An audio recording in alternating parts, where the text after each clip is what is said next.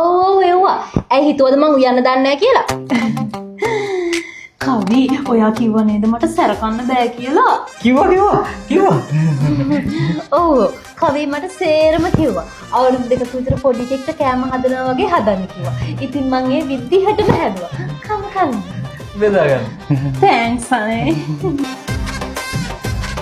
බොන්ජේච තර නෑ ගන්න. මේ රාබු ගන්න.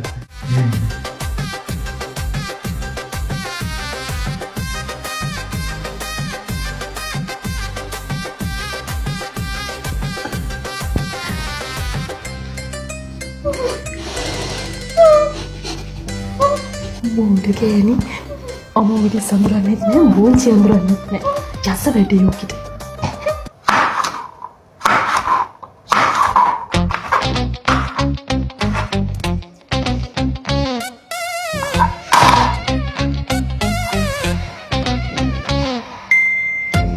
දෙන්නකො මං අදෝකිට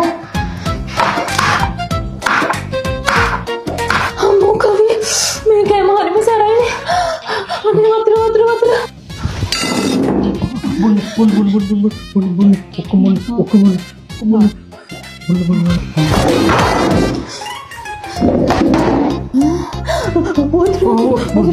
බොන්න.